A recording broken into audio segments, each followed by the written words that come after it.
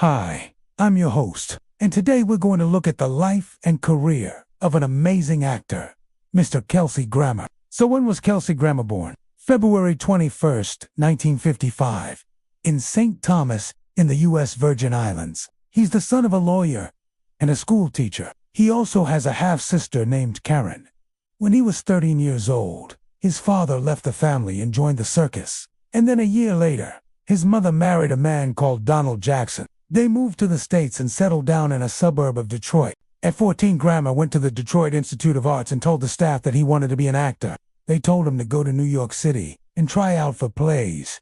So he did just that. After high school, he studied theater at the University of Evansville before transferring to the State University of New York at Buffalo.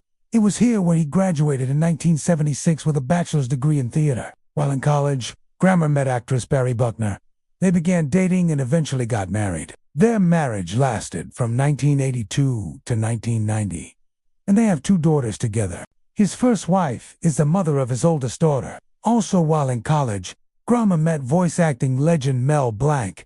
He became a mentor to Grammer and helped secure him some gigs. Grammer landed roles in a number of off-Broadway productions before making his Broadway debut in 1984.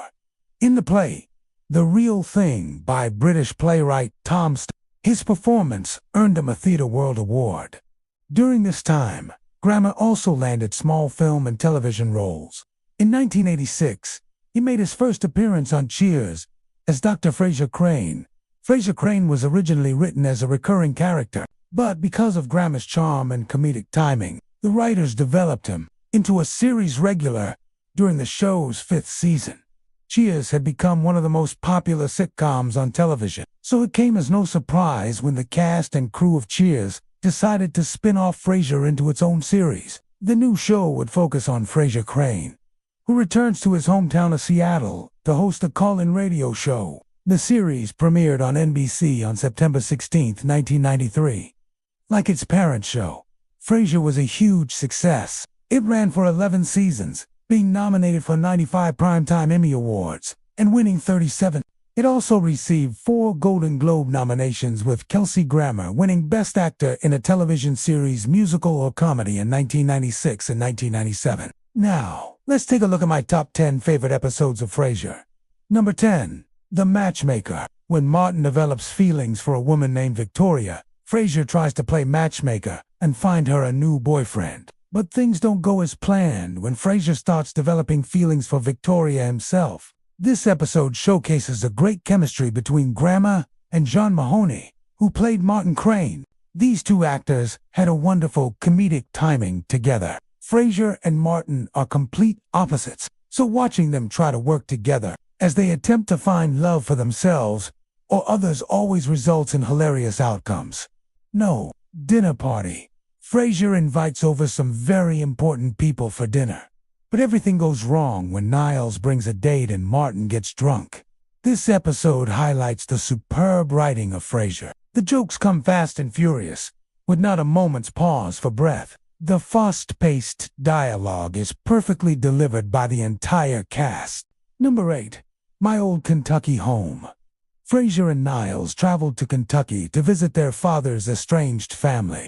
Frasier learns about his father's past and his own family history. This episode shows the dramatic range of Kelsey Grammer. He can be both funny and heartbreaking.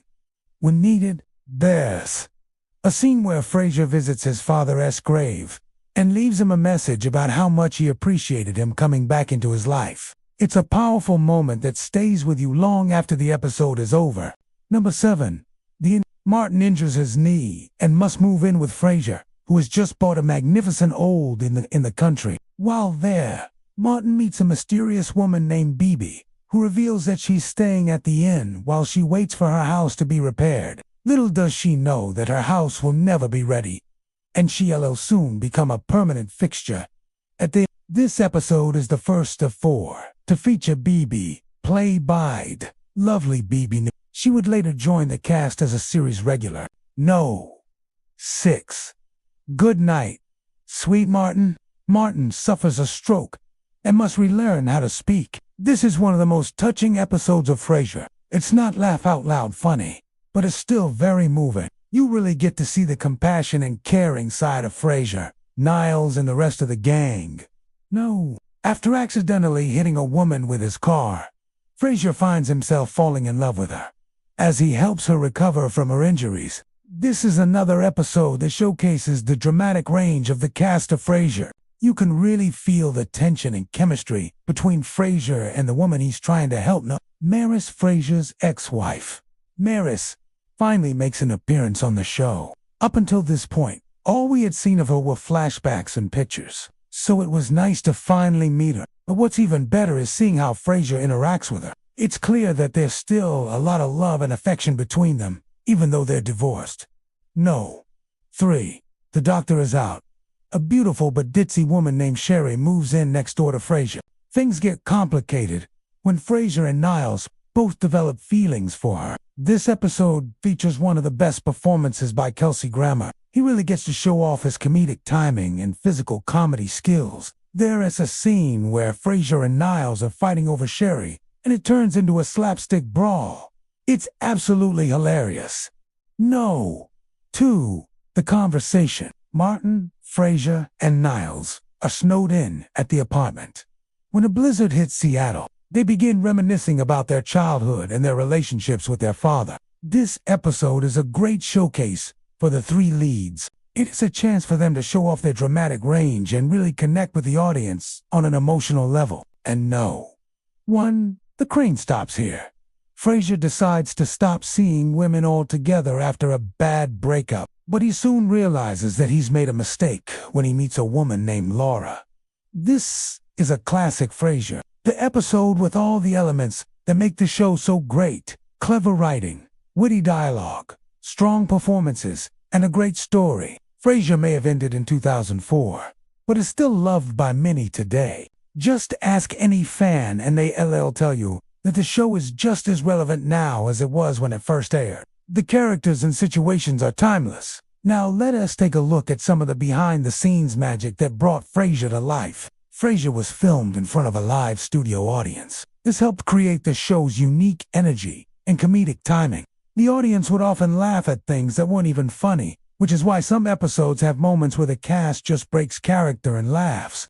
Director James Burrows is known for his ability to keep the energy on set lighthearted and fun. Despite the long hours and hard work, he was able to maintain this atmosphere because he trusted his cast and crew to do their jobs. In addition to his work on Frasier, Kelsey Grammer has also done a lot of voice acting, probably the most well-known voice actor in Hollywood. He voiced Sideshow Bob in The Simpsons and Master Shifu in Kung Fu Panda. He's also done voice work for various animated television shows, films, and video games. Grammer's voice is instantly recognizable. He has a wide range and can easily switch from a deep voice to a high-pitched one. He's also very good at accents and dialects. Before landing the role of Dr. Frasier Crane, Kelsey Grammer had a small but memorable role in the film Ferris Bueller's Day Off.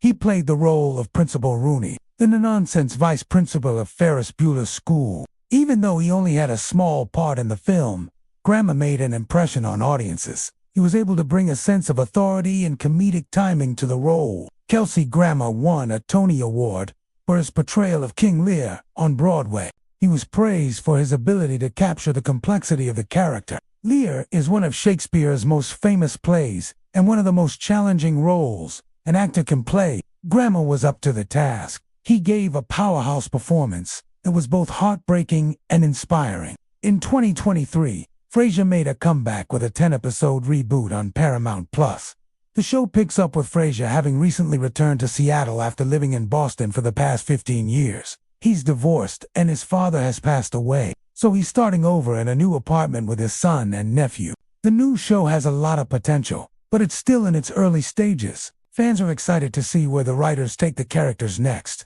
There are many reasons why Kelsey Grammer is still relevant today. One reason is that he's such a talented actor.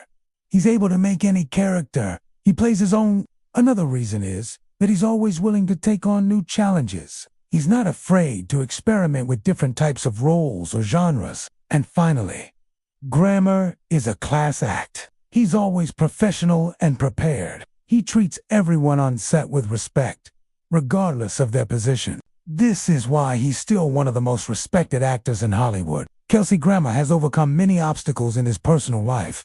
In 1975, his father committed suicide. In 1985, Grammer was arrested for drunk driving. In 1997, his half-sister died of cancer. Despite these tragedies, Grammer has never given up. He's used his experiences to make him a better actor and a stronger person. That's all for today.